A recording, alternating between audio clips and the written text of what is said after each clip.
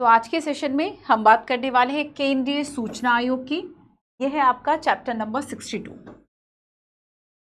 देखो, आरटीआई हम सबने पढ़ा है 2005 में राइट टू इंफॉर्मेशन यानी सूचना का जो अधिकार है, आरटीआई एक्ट बना, अधिनियम बना और उस सब के अंतर्गत हमें सरकार और सरकारी कामकाज के बारे में जो सूचना प्राप्त करने का अधिकार है वह मिला। इस अधिकार का प्रयोग जहां सही तरीके से किया जाता है वहां इसका मिसयूज भी किया जाता है। अगर हम आरटीआई और जवाबदेहिता की बात करें कि क्या अकाउंटेबिलिटी बनती है आरटीआई के अंतर्गत एक नागरिक को, सबसे पहली बात तो यह है कि सरकार में क्या चल रहा है, सरकार की योजनाएं क्या हैं, किस तरीके से कहां वह कितना आवंटन कर रही है, इन सभी की जानकारी प्राप्त करने का अधिकार एक आम नागरिक को हो गया सूचना का अधिकार अधिनियम 2005 के अंतर्गत। सुप्रीम कोर्ट ने एक केस में कहा हमें फंडामेंटल राइट मिला है, फंडामेंटल राइट आर्टिकल 19। आर्टिकल 19 में आपको कई स्वतंत्रताएं दी गई हैं, है ना, जिसमें कि एक है वाक और अभिव्यक्ति की स्वतंत्रता। और उसमें हम बात करते हैं वाक और अभिव्यक्ति की स्वतंत्रता में आर्टिकल 19 में देखो, सुप्रीम कोर्ट की व्याख्या सुनो। कहा कि जब तक आपको कोई इंफॉर्मेशन, कोई सूचना नहीं मिलती तब तक आप सही तौर पर अपनी वाक और अभिव्यक्ति की स्वतंत्रता का भी इस्तेमाल नहीं कर सकते। और इस आधार पर यह कहा कि सूचना का अधिकार होना चाहिए। सूचना का अधिकार आपके आर्टिकल 19 में निहित माना जाएगा। जहां वाक और अभिव्यक्ति है वहां पे आपको इंफॉर्मेशन भी दी जाएगी।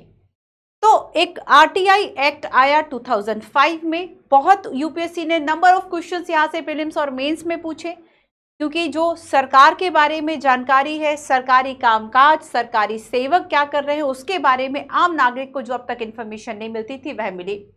अब मिड डे मील स्कीम आप सभी ने सुनी होगी और उसके खाने की गुणवत्ता से कोई अपरिचित नहीं है, है ना। तो खाने की गुणवत्ता हम सभी जानते हैं कि क्या उसमें खाना दिया जा रहा है बच्चों को। तो कुछ पेरेंट्स के समूहों ने मिलकर मिड डे मील का जो खाना है उसके लिए आरटीआई लगाई। अच्छा, आप सभी ने ट्रेन में सफर किया होगा। ऑब्वियसली जो बच्चे दिल्ली आकर पढ़ रहे हैं, यूपीएससी की प्रिपरेशन कर रहे हैं, उन्होंने जरूर किया होगा। और अगर आप थर्ड, सेकंड, फर्स्ट एसी में आए हुए हैं तो आपको एक बेडशीट और कंबल दिया जाता है। और एक आरटीआई लगी थी और उसमें यह पूछा गया था कि ये कंबल कितने दिन में वॉश होता है, तो आंसर आया था 2 मंथ्स में। जहां एक दिन में अगर सफर ट्रेन जो है, मान लीजिए एक दिन में जाने कितने लोग उसको यूज कर रहे हैं और उसके बाद वह 2 मंथ्स में वॉश होता है। ठीक है, तो मतलब इस तरह की इंफॉर्मेशंस, काफी सारी जानकारियां जो है वह आम नागरिक को मिल जाती हैं सरकार की। ठीक है, तो केंद्रीय सूचना आयोग आखिर करता क्या है?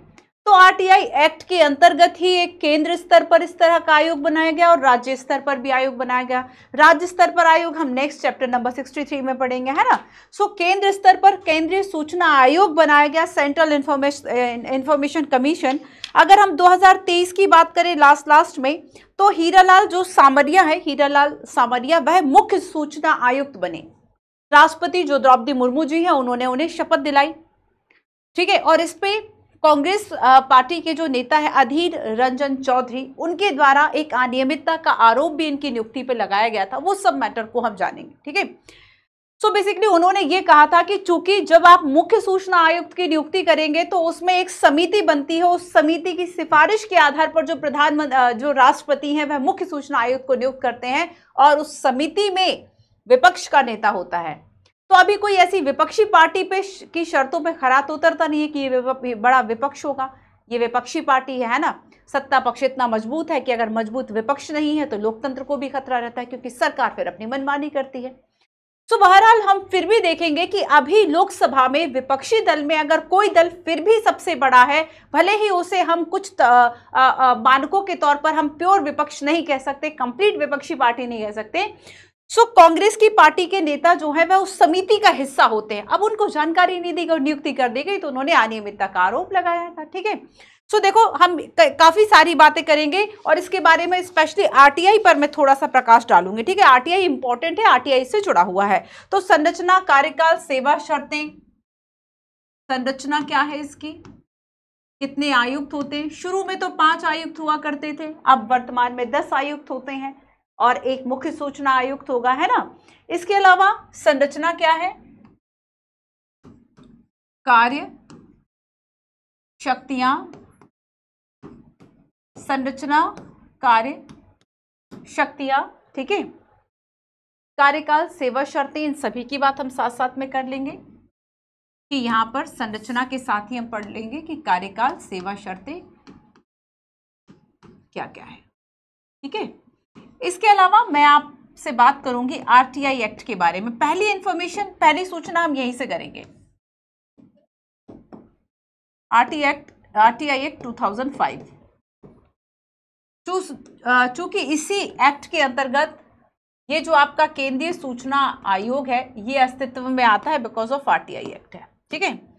तो सबसे पहले तो राइट टू इंफॉर्मेशन एक्ट की बात करेंगे 2005। हाल ही में अगर हम देखें तो कुछ इसमें संशोधन भी हुआ है ना, 19 में भी कुछ अमेंडमेंट हुए। सो बेसिकली आरटीआई है क्या? आरटीआई का मेन मकसद यही है कि नागरिकों को जानकारी देना कि सरकार में आखिर चल क्या रहा है, सरकार काम क्या कर रही है, इसके बारे में इंफॉर्मेशन देना। तो सरकारी निकाय और सार्वजनिक पहुंच तक आरटीआई क्या कर रहा है? राइट टू इंफॉर्मेशन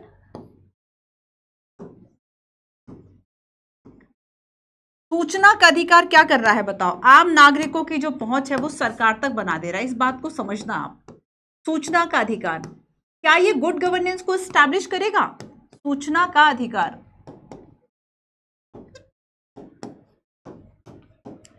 देखो अब इससे आरटीआई से हो क्या रहा है कि सरकार की जानकारी हमें मिल रही है। ठीक है। अब इस बात को समझना, सरकार के कार्यों की जानकारी मिल रही है। किसे मिल रही है? आम नागरिक को, आम नागरिकों को। तो अब ये बताओ कि इससे पारदर्शिता बढ़ेगी नहीं बढ़ेगी? इससे पारदर्शिता बढ़ेगी, बिल्कुल बढ़ेगी। अगर इससे पारदर्शिता में बढ़ावा होगा तो हम ये कह सकते हैं कि इससे सुशासन आएगा, क्योंकि सुशासन या अगर हम गुड गवर्नेंस की बात करें तो गुड गवर्नेंस का एक सबसे बड़ा टूल यही होता है कि सरकार क्या कर रही है वो चीजें दिखाई देनी चाहिए, है ना। हिडन तरीके से वह निर्णय ना ले। एक लोकतंत्र है तो लोगों को ये जानकारी होनी चाहिए कि आखिर सरकार जो है वह काम कर क्या रही है। सो आरटीआई ने क्या किया कि सरकार के कार्यों की जो इंफॉर्मेशन है, जो जानकारी है, जो चल क्या रहा है, बेसिकली इन सभी बातों की इंफॉर्मेशन किस तक पहुंचा दी? आम नागरिकों तक पहुंचा दी। और इसलिए हम कहते हैं कि इससे पारदर्शिता बढ़ेगी। जब पारदर्शिता बढ़ेगी तो इससे जो भ्रष्टाचार है उस पर लगाम लगेगी कि अगर किसी ने आरटीआई लगा दी तो सारी इंफॉर्मेशन पता चल जाएगी। पता चल जाएगा कि जो ट्रेन के कंबल है वह 2 महीने में वॉश होते हैं। ठीक है। तो सूचना का अधिकार अधिनियम, अब देखो तो बेसिकली ये क्या करे, इसका मेन उद्देश्य क्या है कि सार्वजनिक प्राधिकरणों के कामकाज में पारदर्शिता और जवाबदेही। तो यहां पर हमने पारदर्शिता की तो बात कर ली। तो सरकार, ये बताओ कि सरकार एक प्रेशर रहेगा तो वह ज्यादा अकाउंटेबल तरीके से काम करेगी, है ना। जवाबदेही होगी, अकाउंटेबल होगी। और लोगों, चूंकि लोगों ने आपको चुना है, लोकतंत्र है, लोगों ने आपको चुना है, तो आपकी जवाबदेहिता इस बात पर बनती है कि आप लोगों को आंसर करें, है ना।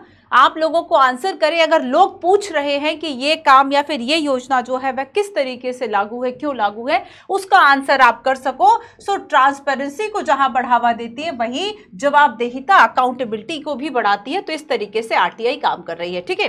अब देखो कि अब अगर हम आए कि ये आखिर किस फंडामेंटल राइट का हिस्सा होगा, आरटीआई किस फंडामेंटल राइट का हिस्सा होगा, तो ये आर्टिकल 19। अब इसकी उत्पत्ति पे थोड़ा सा आते हैं कि शुरुआत। आर्टिकल 19 आपका क्या है? Right to speech and expression, है ना, वाक और अभिव्यक्ति की स्वतंत्रता। वाक, अभिव्यक्ति, वाक और अभिव्यक्ति की स्वतंत्रता, है ना। आर्टिकल 19 मतलब ये हमारे फंडामेंटल राइट किस में आ रहा है? 19 में आ रहा है।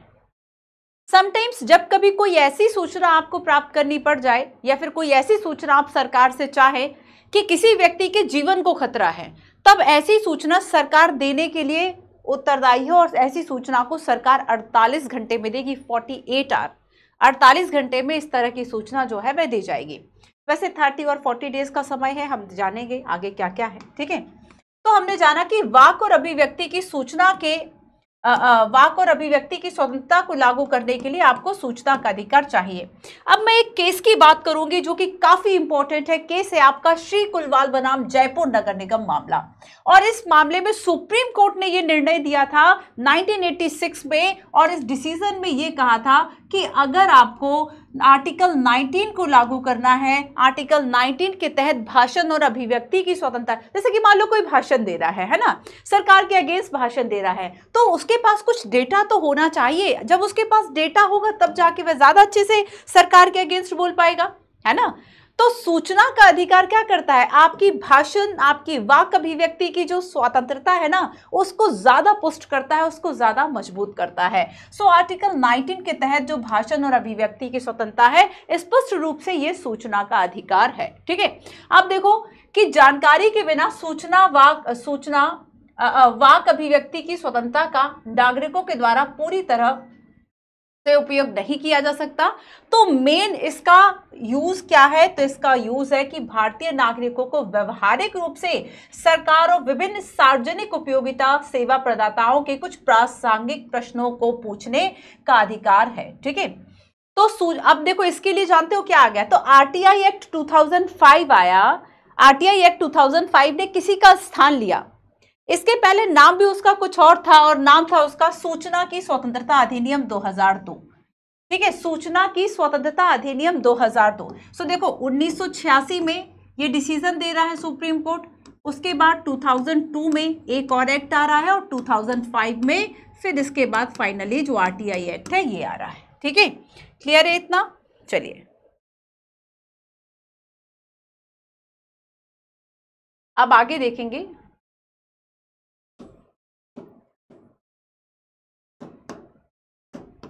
अच्छा, राइट टू इंफॉर्मेशन का एक क्वेश्चन हो जाए।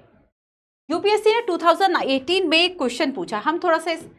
हम इस तरह के क्वेश्चंस का आंसर जब करते हैं, आंसर फॉर्मेटिंग करते हैं, डेफिनेटली इससे आपको काफ़ी हेल्प मिलती होगी। कैसे आप टॉपिक पढ़ रहे हैं, देखो सारी चीज़ें जो आपकी मेहनत है बच्चों, वो लास्ट में एग्जाम में आप कितना इंप्लीमेंट कर पा रहे हो, ये मेन इंपॉर्टेंट है।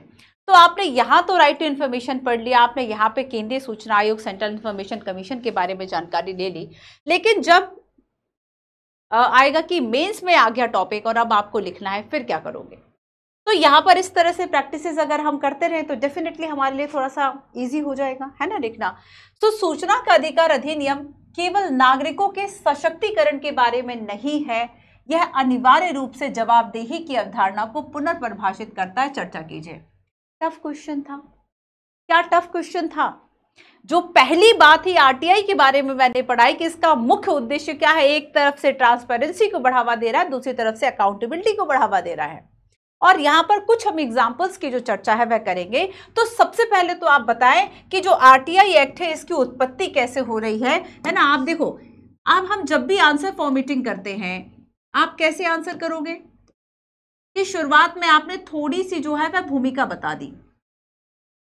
स्टार्टिंग जब आपने किया तो 2-3 लाइन में आपने बता दिया कि इसकी जो भूमिका है वह ये है। ठीक है, एंड फिर इसके बाद आप चाहें तो डायरेक्ट जो पॉइंट्स है उस पर आ जाए कि ये जो 4 पॉइंट्स है, ये इससे जो है वह सशक्त हो रहे हैं नागरिक, और उसके बाद बता दें कि ये जो 4 पॉइंट्स है ये जो है वह जवाबदेहिता के हैं।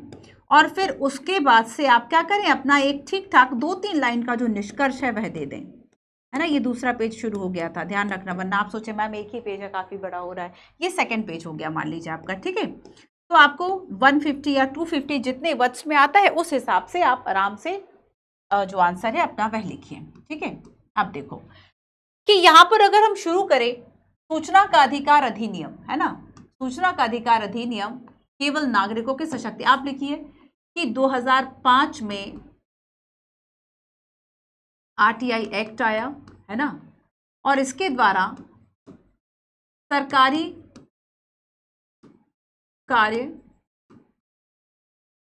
कार्यों की जानकारी, इसके अंतर्गत सरकारी कार्यों की जानकारी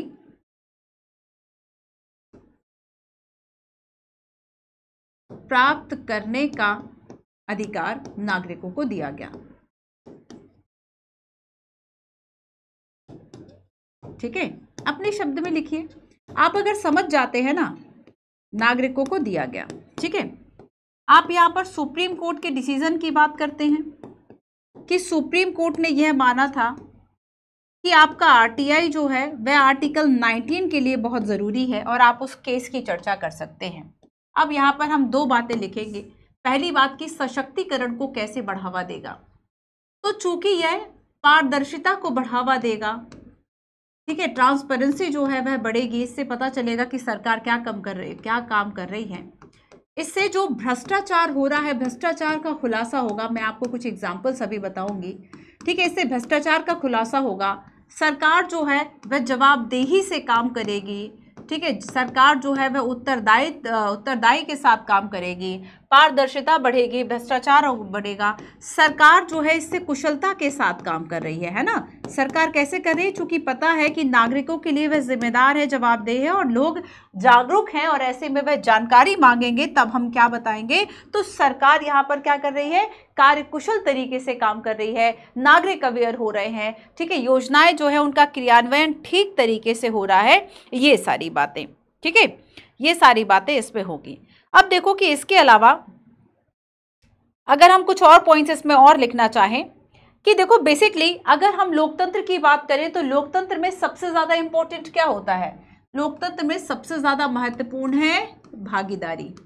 तो भागीदारी ही तो हो रही है लोगों की, है ना। तो भागीदारी लोकतंत्र को ये जो है वह बढ़ावा दे रहा है, ठीक है। इसके अलावा आप लिखिए कि सार्वजनिक प्राधिकरणों से यहाँ पे अपेक्षा क्या की जा रही है कि सार्वजनिक हित में जो वो काम कर रहे हैं वह ठीक तरीके से करें और उसकी जानकारी लोगों तक पहुंचाएं।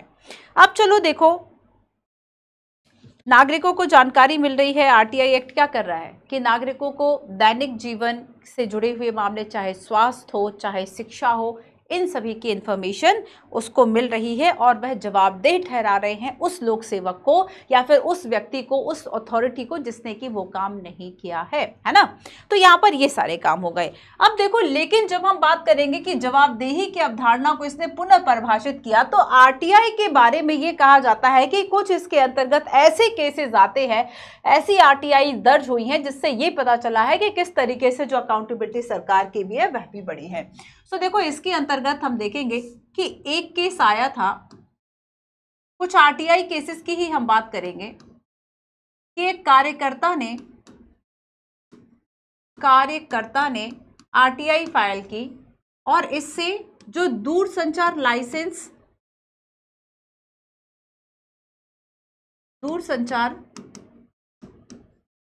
लाइसेंस आवंटन घोटाला है, लाइसेंस आवंटन भ्रष्टाचार या घोटाला सामने आया, ठीक है। इसके अलावा अगर हम एक और आरटीआई की बात करें, कुछ पेरेंट्स के समूह ने आरटीआई दर्ज की थी कि जो मिड डे मील दिया जाता है, दोपहर का भोजन, इसकी गुणवत्ता क्या है। और एक और है कि एक गांव के एक नागरिक था, है ना, गांव का नागरिक, इसके द्वारा आरटीआई दर्ज की गई कि गांव के विकास के लिए आखिर कितनी राशि आई है और कहां खर्च हुई है। आप सोचिए, अगर हर एक नागरिक अवेयर हो जाएगा कि इस जगह के लिए, कि मान लो कहीं पे सड़क नहीं है ना, या फिर मान लो कहीं पे स्ट्रीट लाइट की प्रॉब्लम है, सीवेज की प्रॉब्लम है, सैनिटेशन की प्रॉब्लम है, एजुकेशन की प्रॉब्लम है, तब ऐसे में क्या हो कि लोग जो है वह अवेयर हो और वह प्रश्न पूछे, वह क्वेश्चन पूछे गवर्नमेंट से कि क्या इसके लिए पैसा जो है वह सैंक्शन हुआ है, अगर सैंक्शन हुआ है तो कितना। तो आप सोचिए कि सरकार पे दबाव बनेगा, नहीं बनेगा, और भ्रष्टाचार का खुलासा होगा कि पैसा तो इसमें करोड़ों आया था लेकिन खर्च कितना हुआ है, ठीक है, या फिर वह सारा भ्रष्टाचार की बलि चढ़ गया। तो यहाँ पर इस तरीके से आपको सारी चीजों को लिखना है कि सूचना का अधिकार अधिनियम जो है उसके बारे में इंफॉर्मेशन देते हुए आप बताएं कि कैसे सशक्तिकरण है और कैसे अकाउंटेबिलिटी है, ठीक है। चलिए, क्लियर हो गया। तो हमने पहले तो बात की आरटीआई एक्ट की, अब हम थोड़ा सा चलते हैं और केंद्रीय सूचना आयोग के बारे में देखेंगे। सबसे पहले तो हम केंद्रीय सूचना आयोग की वेबसाइट देखें। तो केंद्रीय सूचना आयोग की जो स्थापना होती है, ठीक है, कब हुई थी? 2005 में हुई थी और आरटीआई एक्ट 2005 के माध्यम से की गई थी। इसकी स्थापना 2005 में की गई और कैसे की गई? तो जो आरटीआई एक्ट 2005 है, इसके माध्यम से की गई। ठीक है, तो ये संवैधानिक संस्था तो है नहीं, एक्ट के माध्यम से इसको शक्तियां जो है वह दी गई है ना, एक्ट के माध्यम से शक्तियां दी गई।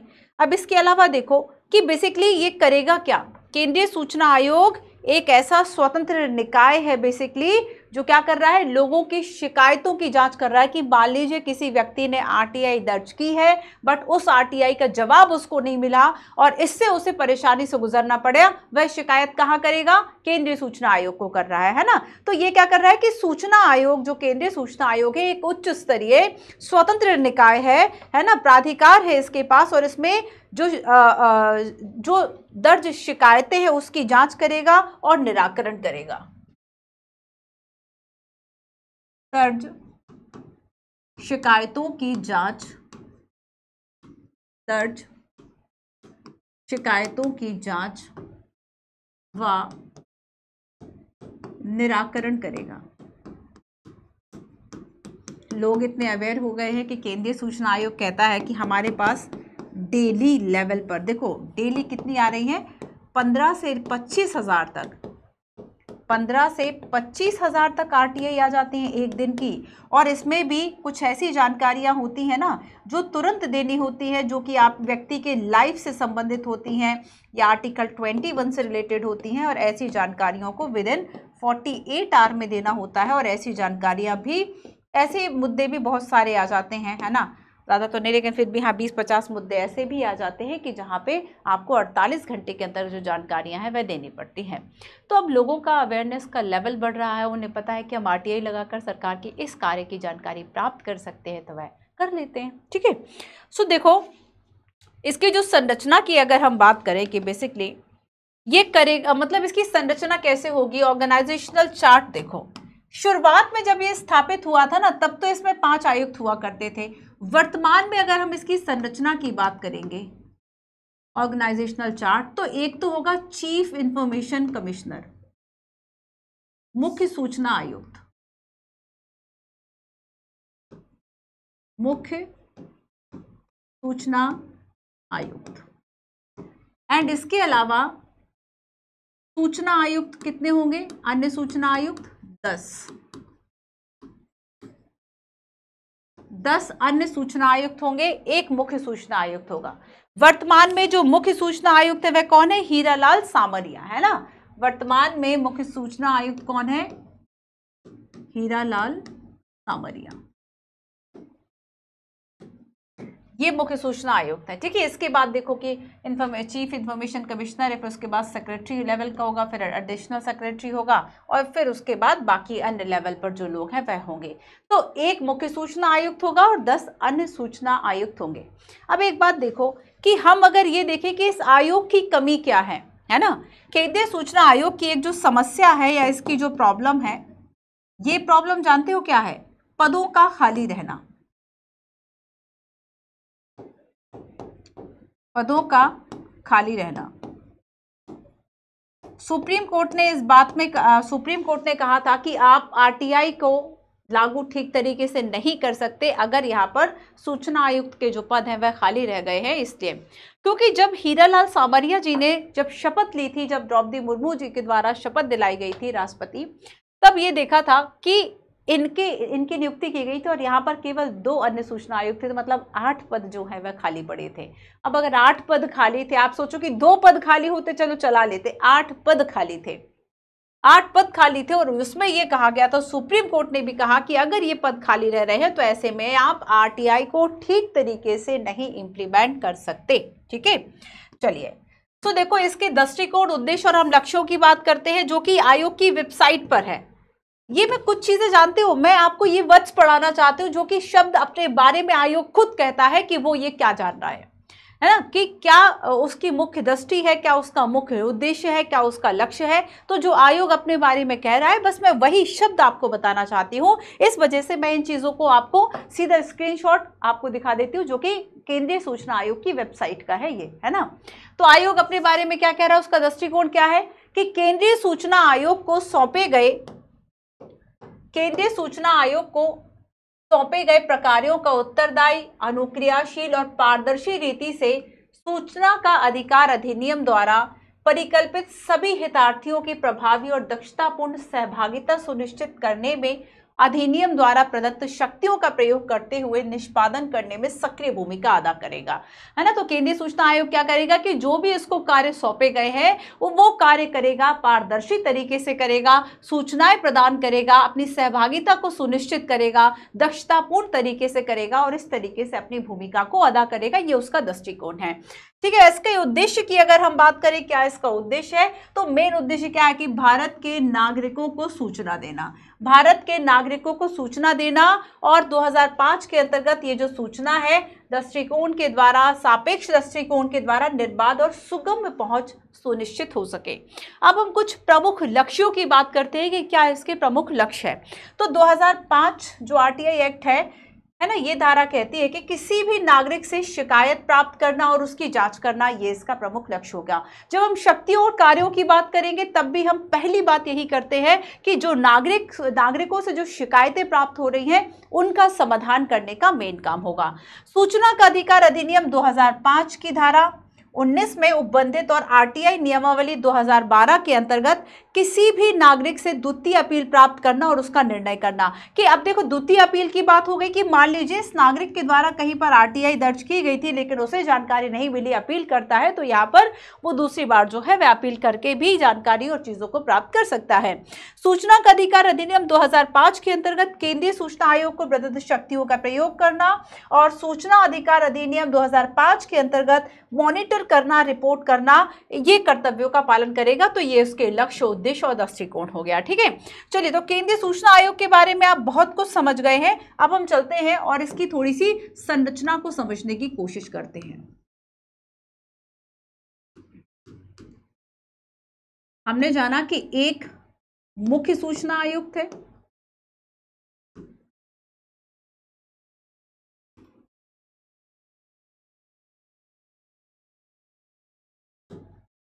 एक मुख्य सूचना आयुक्त है और 10 अन्य सूचना आयुक्त।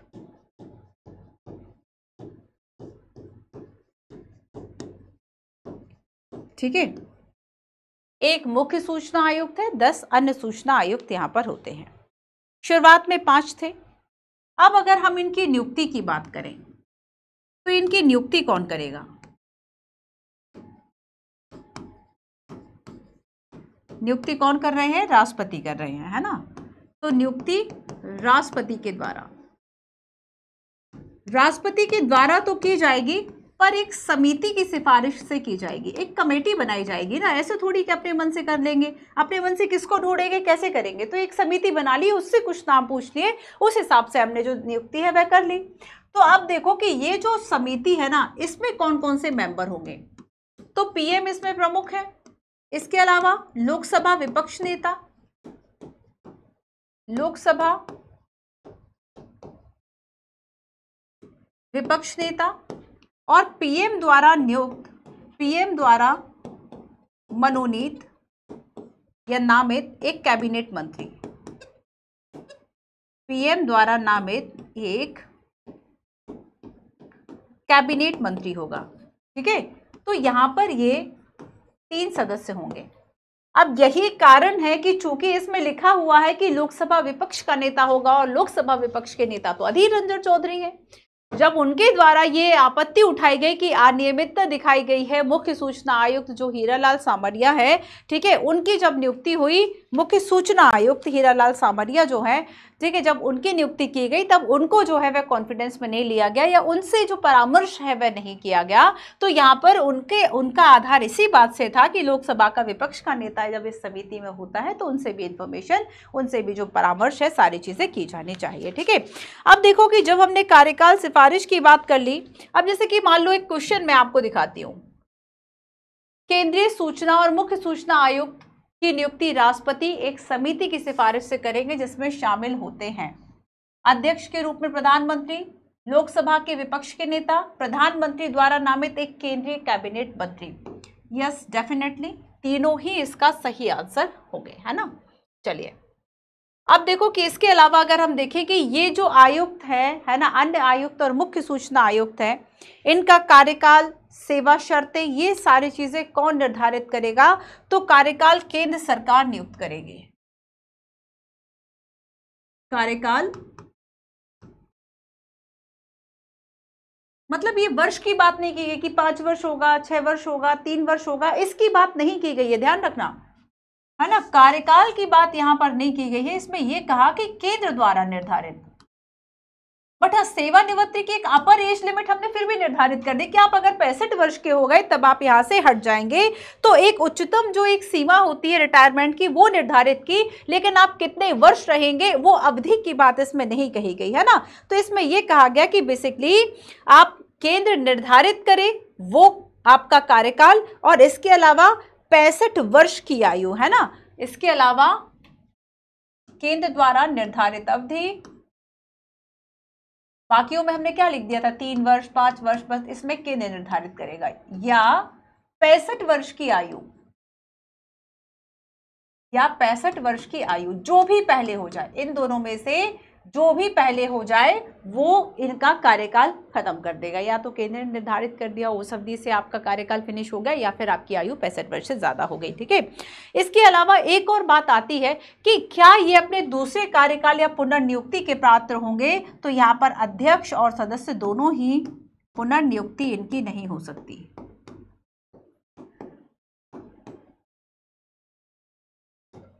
इनकी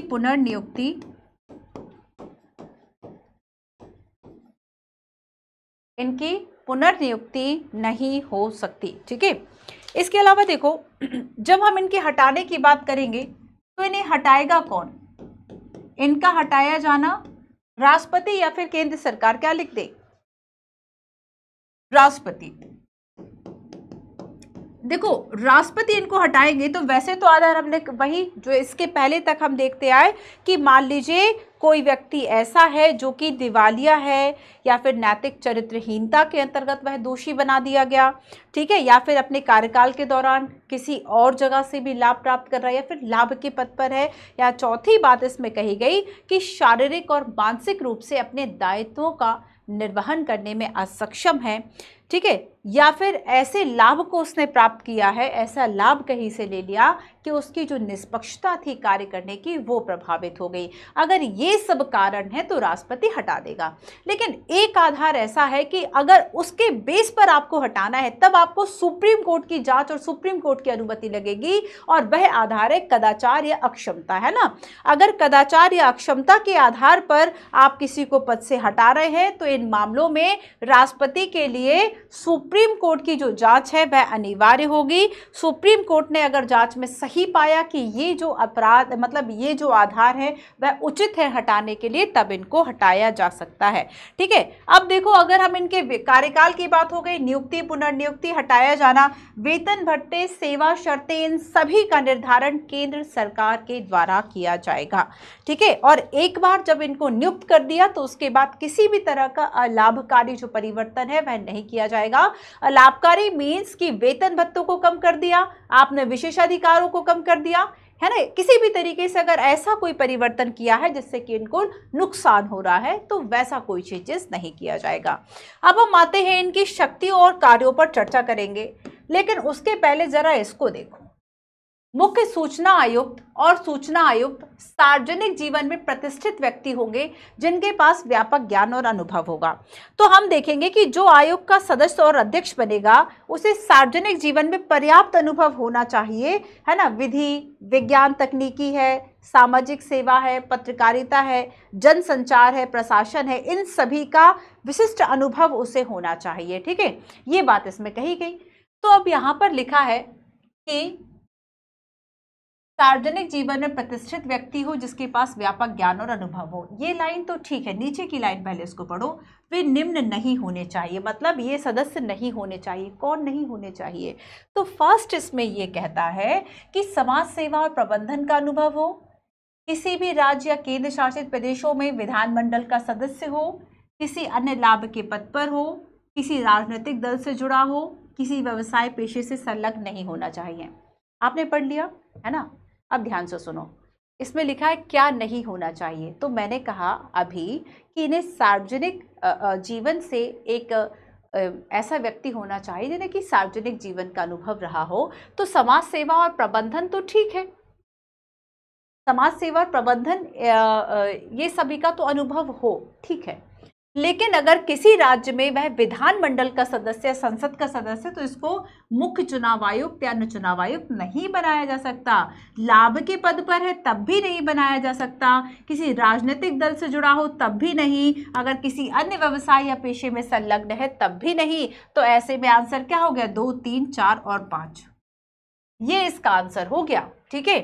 तो पर्याप्त अनुभव हो जीवन से जुड़ा हुआ, लेकिन ये जो बाकी चीजें हैं वह ना हो, ठीक है। आओ एक क्वेश्चन और दिखाती हूं। अब आपको लग रहा होगा ये आंसर जैसा क्वेश्चन है ना। कभी कभी यूपीएससी ऐसे ही क्वेश्चन पूछ देता है। मैं एक क्वेश्चन आपको बताती हूँ जिसका कि आपने छठी विलोपन रिपोर्ट सुनी होगी एनवायरनमेंट में, उसके बारे में जब यूपीएससी के द्वारा क्वेश्चन पूछा गया था ना, तो मुझे लगता है कि वो एक पैसेज था, ठीक ठाक पैसेज रहा होगा, कि मुझे लग रहा है कि उसमें शायद 150 या 200 के आसपास शब्द रहे होंगे। उसके बाद आपसे क्वेश्चन पूछा गया। तो समटाइम्स यूपीएससी क्या करता है, पूरा डिस्क्रिप्शन देता है और आपसे पूछ लेता है कि ये पूछा आखिर क्या है वो बताओ। 1 वर्ड आपसे पूछ लेता है कि ये किसके बारे में, पर पहचानना बड़ा मुश्किल होता है। वह इस तरह के सेंटेंस को चूज करता है ना। जैसे कि जब हम समितियों के बारे में पढ़ रहे थे तब हमने जाना था कि पूरी एक समिति का डिस्क्रिप्शन दे दिया और आपसे ये पूछ लिया कि ये किस समिति की जो बात है वह की जा रही है। तो पीवाईक्यूज आओ जरा पढ़ते हैं, ये जुड़ा कैसे है। कुछ हालिया घटनाक्रम जैसे कि आरटीआई अधिनियम की शुरुआत, मीडिया और न्यायिक सक्रियता आदि सरकार के कामकाज में अधिक पारदर्शिता और जवाब लाने के लिए सहायक साबित हो रही है ना। तो पहली बात इसमें क्या कही कि आरटीआई जो है वह कैसे सहायक साबित हो रही है पारदर्शिता के लिए, वो तो उद्देश्य ही है उसका। हालांकि यह भी देखा गया है कि कई बार सीपीआईओ तंत्र का दुरुपयोग जो है वह किया जा रहा है। और दूसरा नकारात्मक प्रभाव यह है कि अधिकारी अब शीघ्र निर्णय लेने से डरने लगे हैं और इस स्थिति का विस्तार से विश्लेषण करें और सुझाव दें कि इस द्वंद्व को कैसे हल किया जा सकता है, सुझाव दें कि नकारात्मक प्रभावों को कैसे कम किया जा सकता है। तो अब देखो कि यहाँ पर यूपीएससी ने पूरा डिटेल आपको एक स्थिति समझा दी। अब आपको आरटीआई पता है, आरटीआई का उद्देश्य पता है ना। आरटीआई का जो उद्देश्य है, ठीक है, इंपॉर्टेंस है कि भाई पारदर्शिता जो है वह ला रहा है सिस्टम में और गुड गवर्नेंस के लिए बहुत जरूरी है। तो यहाँ पर आपने ये सब बताने के बाद आपने बताया कि इसके नेगेटिव इम्पैक्ट क्या है, कि अब लोग इस तरह की इंफॉर्मेशन भी पूछेंगे कि जिससे सरकार का ही कामकाज प्रभावित हो जाए। कि अगर कोई अच्छा काम करता है, देखो मैंने जब एनसीईआरटी में पढ़ रहे थे बहुत अच्छी लाइन्स थी बच्चों उसमें। जैसे कि एक लाइन उसमें ये थी कि ये जो सरकारी या संवैधानिक संस्थाएं हैं वह बुरे काम करने को मुश्किल बना देती हैं, लेकिन अच्छे काम करने को भी मुश्किल बना देती है, मतलब कई लेयर्स लग जाती हैं। अब वो लेयर्स कैसे लग गई कि अगर मान लो आपने कोई काम किया है तो वह पूरा प्रोसीजर के द्वारा होगा, और अगर आपने उसको प्रोसीजर जो है वह फॉलो नहीं किया और अगर उससे आरटीआई से इंफॉर्मेशन आती है तो वहां पर आप दोषी हो जाएंगे। तो शीघ्र निर्णय लेने से जो अधिकारी है वह बचते हैं, क्योंकि उन्हें इस बात का भी डर होता है कि अगर नागरिक अवेयर है, सिटीजन्स अवेयर है, तब डेफिनेटली वह हमसे जवाब मांगेंगे। तो ये एक ऐसी ही तो संस्था है ना, जुड़ी तो सरकार से ही है ना। संवैधानिक वो भूल जाओ, पर है तो इस तरह की संस्था जो देश सरकार नागरिकों के लिए काम कर रही है। तो एक ऐसी संस्था है और इसके द्वारा क्या किया जा रहा है कि अगर आरटीआई के द्वारा इस तरह के डिसीजंस पूछे जा रहे हैं बार बार, तब ऐसे में क्या होगा कि जो अधिकारी हैं वह निर्णय लेने से डरेंगे और कैसे इस नेगेटिव इंपैक्ट को किया जाए। तो जैसे कि अभी हाल ही में मैं एक सुप्रीम कोर्ट का डिसीजन आपको बताती हूँ। ये बताओ, आपने चार्जशीट के बारे में सुना है? What chargesheet? आपने एफआईआर के बारे में सुना है? कुछ लोगों ने कहा कि जो चार्जशीट है ना उसको एक सार्वजनिक दस्तावेज की तरह पब्लिक कर दो, वेबसाइट पर डाल दो, लोग देखते रहेंगे कि किसने। चार्जशीट होती क्या है? What is chargesheet? किसी आरोपी के द्वारा क्या किया गया है, क्या कहाँ से सबूत मिले हैं, सारी चीज़ों की एक फाइल होती है। जांच के बाद एक जो फाइल तैयार की जाती है, जो बड़े बड़े केसेस है उसमें कई हजार पन्नों की इस तरह की चार्जशीट होती है, मतलब उसमें पूरा विस्तार होता है। अगर गवाह है तो उनके साइन सिग्नेचर, उनका जो भी गवाह है, जो भी उनकी गवाही है, वो सारी लिखित रूप से, आरोपी ने कहाँ क्या किया है, फोटो, पिक्चर्स, कहीं कोई डिटेल्स है, कोई मेडिकल रिपोर्ट से, सारी चीजें, कि अगर आपने उस फाइल को देख लिया आपको ये प्रूफ हो जाएगा, आपको पता चल जाएगा, फिर आपको केस समझने के लिए कुछ और नहीं चाहिए, है ना। तो अगर देखो, आपको पता होना चाहिए कि अगर चार्जशीट जो है वह पुलिस दायर नहीं कर पाई तो आरोपी को जमानत मिल जाएगी, ठीक है। तो ये आरोप पत्र होता है चार्जशीट। तो चार्जशीट के बारे में सुप्रीम कोर्ट ने कहा कि ये आरटीआई के अंतर्गत नहीं, ये कोई सार्वजनिक दस्तावेज नहीं है चार्जशीट। अगर इसको किया गया पब्लिक, तब ऐसे में पुलिस और जो कुछ साक्ष्य अधिनियम, इन सभी की बात की गई कि इनके विपरीत होगा, इस पे एडवर्स इफेक्ट आएगा। तो हम चार्जशीट जैसी चीजों को हम एक पब्लिक डॉक्यूमेंट की तरह नहीं आपको दे सकते। या फिर हम राष्ट्रीय सुरक्षा की बात करें कि आप कहो कि सीबीआई क्या कर रही है, आप कहोगे कि रॉ क्या कर रही है, तो जहां राष्ट्रीय सुरक्षा का मामला होगा वहां पे तो रोका जाएगा।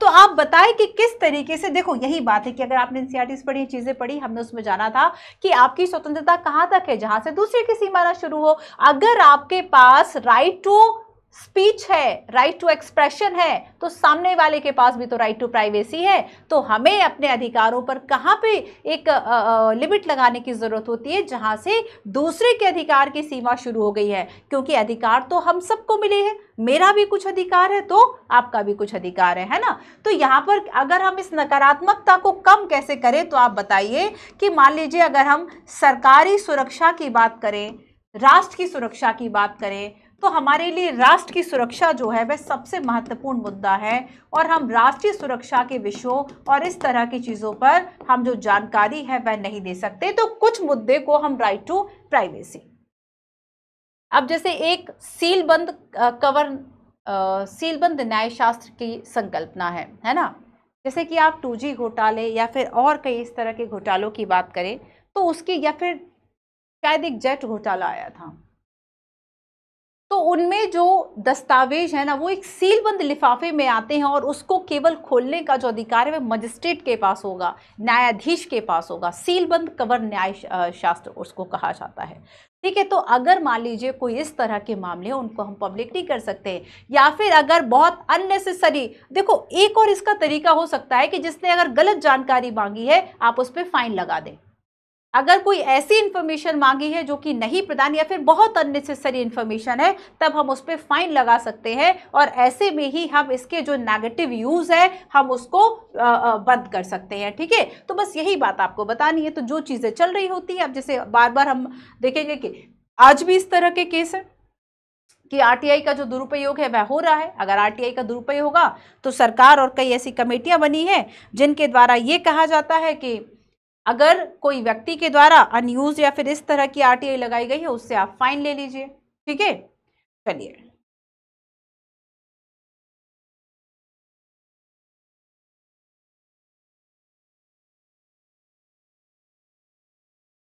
तो इसके कुछ चैलेंजेस आपको बताने हैं, और इसकी जो नेगेटिव इम्पैक्ट है उसको दूर कैसे किया जाए वो आप इसमें बता देंगे, ठीक है। अच्छा, इसके एक चैलेंजेस में ये भी आएगा कि जैसे कि हम देखते हैं कि आरटीआई जो ऑफिसर्स हैं ये भी कम है ना। आरटीआई अगर हम ऑफिसर्स की बात करें तो इनकी भी संख्या कम है, और अगर इनकी संख्या कम है तो लोगों का जो आरटीआई एक्ट अधिनियम है, जो सूचना का अधिकार है, वह नहीं दिया जा सकता, ठीक है। इसके अलावा देखो कि अगर इंफॉर्मेशन दी जा रही है वह इनकम्प्लीट तरीके से दी जा रही है, तब भी इसका कोई मतलब नहीं है, ठीक है। और अगर मान लीजिए कि कोई इन्फॉर्मेशन मांगी जा रही है, आपने इन्फॉर्मेशन ले ली, लेकिन उसके बाद आपने उस इन्फॉर्मेशन का किया क्या, कुछ होने ही नहीं उस जानकारी से, मान लीजिए, तब भी उसका कोई यूज नहीं है ना। इसके अलावा हम ये कह सकते हैं कि इसके हम मिसयूज को रोकें। इसके अलावा जहाँ पे कुछ चीज़ें ऐसी हैं जो कि गोपनीय रहनी चाहिए, जहाँ पे प्राइवेसी का पालन करना चाहिए, वो चीज़ें प्राइवेट तरीके से ही चले, ठीक है। पब्लिक अवेयरनेस को हम करने की कोशिश करें। तो ये सारी चीज़ें आपको यहाँ पे याद रखने की ज़रूरत है कि आखिर इसके चैलेंजेस क्या हैं और हम इसको दूर कैसे करें। क्लियर है इतना? तो यहाँ पर हमने 2 क्वेश्चंस देखे, सेंट्रल इंफॉर्मेशन कमीशन के बारे में स्ट्रक्चर, इसका दृष्टिकोण, उद्देश्य, लक्ष्य की बात कर ली और इसके अलावा हमने यहाँ पर आरटीआई की बात कर ली। अब थोड़ी सी जानकारी हम लेते हैं कि आखिर जो ये केंद्रीय सूचना आयोग है इसकी शक्तियां व कार्य जो है वह क्या क्या है। ठीक है, हम यहाँ पर इसकी शक्तियां व कार्यों की जो चर्चा है वह करते हैं। इसमें बेसिकली 7 कार्यों की जो बात है वह लिखी गई है।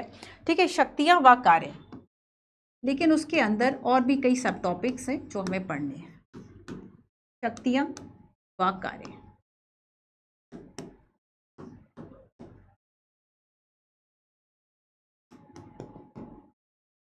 शक्तियां व कार्य।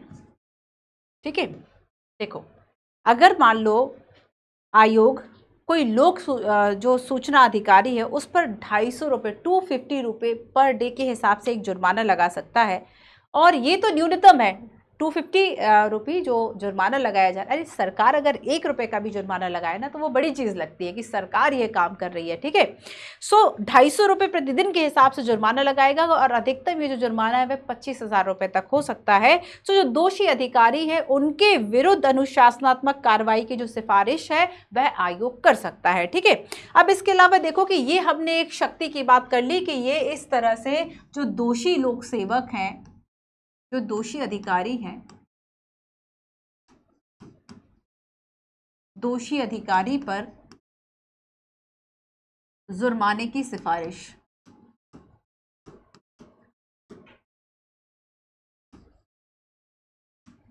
ठीक है, दोषी लोक सेवक पर दोषी अधिकारी जो है सूचना अधिकारी। इसके अलावा देखो कि किसी व्यक्ति से प्राप्त जो जानकारी है, शिकायत है, किसी व्यक्ति से प्राप्त जानकारी एवं शिकायतों का निराकरण करना, जानकारी एवं शिकायतों का निराकरण करना। ठीक है, अब मान लीजिए किसी व्यक्ति ने ये कहा कि हम तो आरटीआई लगा रहे थे लेकिन वहां पे आरटीआई ऑफिसर नहीं था, है ना, या फिर जो कार्यालय है वह बंद था, या जानकारी उन्होंने देने से मना कर दिया, या जो जानकारी जितने समय में देनी चाहिए थे वो जानकारी उतनी समय सीमा में हमें नहीं मिली, या फिर जो जानकारी हमने मांगी थी उसके एवज में जो फीस थी, मान लीजिए आपको 50 रुपये आरटीआई के देने पड़ते हैं। अगर आपने कोई इन्फॉर्मेशन ऐसी मांगी तो सरकार कभी कभी उस आरटीआई के लिए, जैसे कि देखो सरकार के द्वारा क्या किया गया कि कई बार इस तरह की जो इन्फॉर्मेशन थी जो कि यूज नहीं था और फिर भी लोगों ने मांगी, तो सरकार ने उनसे बदले में एक मोटी रकम की मांग की कि आप अगर आपको ये इन्फॉर्मेशन चाहिए तब ये डॉक्यूमेंट तो पूरे ट्रक भर के आएंगे, और ट्रक भर के अगर डॉक्यूमेंट आएगा तो आप इस डॉक्यूमेंट के फोटोकॉपी कराने का जो चार्ज है वह दें आप, और आपका जो ट्रांसपोर्टेशन का चार्ज है वह दें।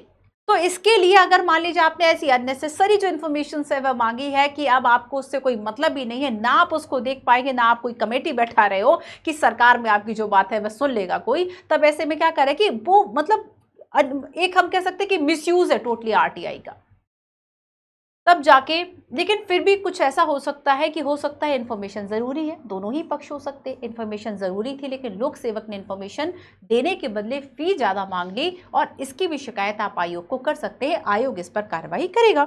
ठीक है, या फिर ये लगता है कि जो जानकारी आपको दी गई है, ठीक है, जो मांगी गई सूचना है वो झूठी है या फिर अपर्याप्त है, तब भी आप इस मामले को केंद्रीय सूचना आयोग के समक्ष रख सकते हैं। ठीक है, या फिर सूचना प्राप्ति से संबंधित कोई भी मामला हो। तो ये जो जानकारियां थी, किसी व्यक्ति से प्राप्त जानकारी एवं शिकायतों का निराकरण, तो इसमें क्या है कि जानकारी को मना कर देना। कौन कौन सी शिकायतें?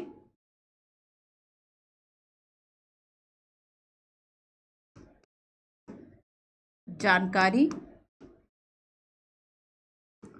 मना कर देना, ठीक है, सूचना को मना कर देना, गलत या भ्रामक जानकारी,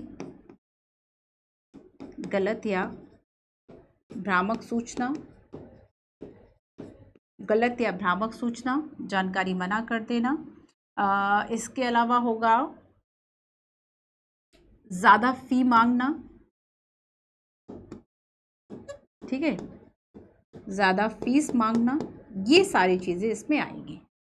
अब देखो हम तीसरा देखते हैं कि तीसरा इसमें क्या कार्य है, क्या इसकी शक्तियां और कार्य हैं।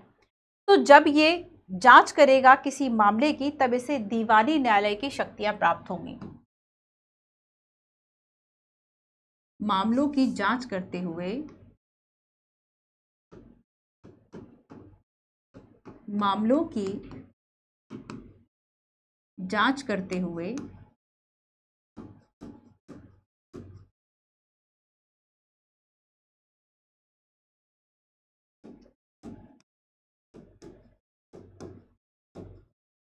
दीवानी न्यायालय की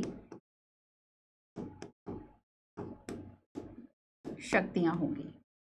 अब जब दीवानी न्यायालय की शक्तियां होंगी तब ये क्या क्या कार्य कर सकता है कि किसी व्यक्ति को प्रस्तुत होने पर, उपस्थित होने पर एक दबाव बनाना, है ना, समन जारी करना, उसे साक्ष्य के रूप में लिखित या मौखिक रूप से प्रस्तुत या उपस्थित होने का आदेश देना, किसी दस्तावेज, किसी डॉक्यूमेंट को मंगाना, कोर्ट से कोई अभिलेख या रिपोर्ट को मंगाना, है ना, किसी न्यायालय से सार्वजनिक दस्तावेज को मंगाना, या किसी गवाह या दस्तावेज की जांच करने के लिए वह समन जारी करने का अधिकार रखता है।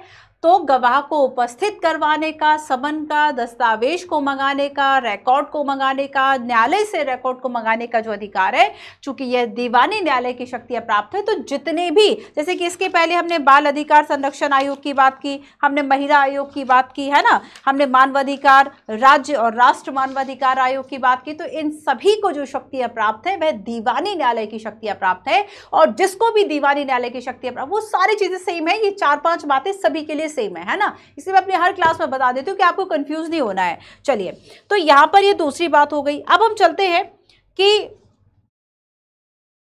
ठीक है, एक और बात देखो कि मान लीजिए कि अगर कोई ऐसा ठोस आधार आता है, ठोस आधार पर कोई मामला आता है, तो ऐसे मामले की जांच का आदेश, मामले की जांच का आदेश जो आयोग है वह दे सकता है। किसी ठोस आधार पर,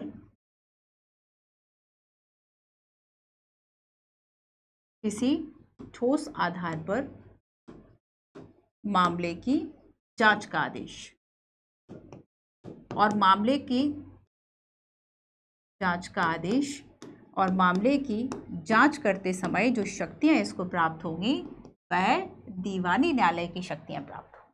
ठीक है, किसकी शक्तियां प्राप्त हो रही है? दीवानी न्यायालय की शक्तियां प्राप्त हो। नेक्स्ट देखो, नेक्स्ट है कि ये शिकायत की जांच करते समय जो आयोग है वह किसी लोक प्राधिकारी, है ना, उसके नियंत्रण अधीन, मतलब उसके जो भी कंट्रोल में है, वह किसी दस्तावेज, वह किसी रिकॉर्ड, इन सब की जांच कर सकता है। और रिकॉर्ड के, मान लीजिए कि अगर रिकॉर्ड या किसी आधार पर इसे प्रस्तुत नहीं किया जा सकता या फिर इनकार करता है, तब ऐसे में अनिवार्य होगा, मतलब इनकार नहीं कर सकता। तो मान लीजिए कोई अधिकारी ऐसा है जिससे आपको दस्तावेज या रिपोर्ट चाहिए, बट वो इसको प्रस्तुत नहीं कर रहा है, तो ऐसा नहीं हो सकता। इसको अनिवार्य रूप से केंद्रीय जो सूचना आयोग है, इसके पास आपको मांगे जाने पर अनिवार्य रूप से जो रिपोर्ट और दस्तावेज है वह प्रस्तुत करना होगा। ठीक है, अब देखो एक और बात देखो कि आयोग के पास ये शक्ति है कि जो लोक प्राधिकारी है उससे अपने निर्णयों का अनुपालन सुनिश्चित करा दे, कि जो निर्णय केंद्रीय सूचना आयोग के द्वारा लिया गया है उसका अनुपालन किसी पर्टिकुलर अधिकारी से करा दे। तो यहां पर इस बात की चर्चा भी की गई है, ये इसकी शक्तियां व कार्य होंगी, है ना, कि आयोग को शक्ति प्राप्त है कि वह किसी लोक प्राधिकारी से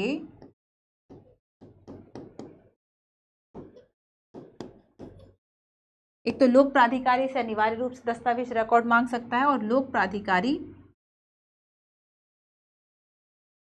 प्राधिकारी को निर्णयों का अनुपालन सुनिश्चित करने के लिए कह सकता है, निर्णयों का अनुपालन सुनिश्चित के लिए कह सकता है। ठीक है, क्लियर है, निर्णयों का अनुपालन सुनिश्चित करने के लिए कह सकता है, ये सारे काम होंगे। इसके अलावा देखो, जब हम इसकी रिपोर्ट की बात करेंगे कि ये अपनी रिपोर्ट किसको सौंपेगा, वार्षिक आधार पर या जब जरूरत होगी, तो ये केंद्र सरकार के पास, किसके पास?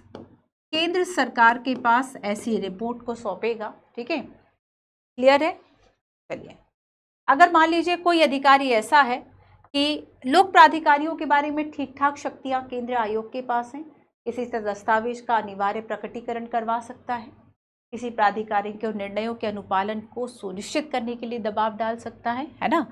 और इसके अलावा ये अर्थदंड लगा सकता है ना, याचिका को अस्वीकार भी कर सकता है। इसके अलावा हमने जाना कि अधिनियम जो है, अधिनियम के क्रियान्वयन के संदर्भ में आयोग अपनी वार्षिक रिपोर्ट देता है, केंद्र को प्रस्तुत करेगा। केंद्र ये जो रिपोर्ट है सदन के दोनों पटलों के समक्ष रखता है। और अगर कोई प्राधिकारी या लोक प्राधिकारी या जो भी सार्वजनिक अधिकारी है, अगर वह आयोग की बात नहीं मानता, अधिनियम का पालन नहीं करता, तो उसके खिलाफ ठोस कार्यवाही करने की अनुशंसा कर सकता है। ठीक है, क्लियर है इतना? तो ये इसकी शक्तियां व कार्य हो गए। अब एक बार फिर से देख लो, केंद्रीय सूचना आयोग। अच्छा, ये आपके लिए टेलीग्राम चैनल है फॉर क्लास PDF, क्लासेस के इंफॉर्मेशन के लिए। ठीक है, सो केंद्रीय सूचना आयोग की संरचना, कार्यकाल, शक्तियां, RTI एक्ट 2005 की बात की। शुरुआत की थी हमने राइट टू इन्फॉर्मेशन 2005 से। हमने जाना था कि RTI ज़रूरी है, आर्टिकल 19 से जुड़ा हुआ है ट्रांसपेरेंसी एंड अकाउंटेबिलिटी के लिए। श्री कुलवाल बनाम जयपुर नगर निगम 1986 केस की हमने बात की, यहाँ से इमरजेंस होता है। 86 2002 का एक्ट, फिर 2005 का एक्ट आया।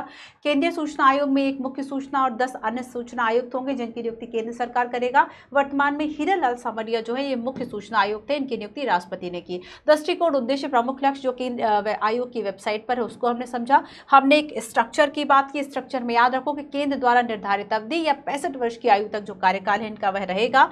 एक समिति की सिफारिश पर राष्ट्रपति नियुक्त करेंगे और समिति में कौन कौन होंगे? अध्यक्ष के रूप में PM, लोकसभा विपक्ष का नेता, PM द्वारा नामित एक कैबिनेट मंत्री। इसकी शक्तियों व कार्यों की हमने बात की। हमने PYQs में जाना कि जो RTI है वह सशक्तिकरण के बारे में केवल सशक्तिकरण नहीं बल्कि जवाबदेही की बात करता है। 2-3 केसेस इसमें जाने और एक और क्वेश्चन हमने PYQ जाना जिसमें कि RTI को लेकर ही जो क्वेश्चन है वह पूछा गया था। तो ये था बच्चों आपका आज का क्लास। मिलते हैं हम अपने कल की क्लास में जिसमें कि हम राज्य सूचना आयोग के बारे में चर्चा करेंगे और केंद्र सूचना आयोग और राज्य सूचना आयोग इन दोनों में एक कंपैरिजन भी देखेंगे। चलिए मिलते हैं नेक्स्ट सेशन में। Thank you so much.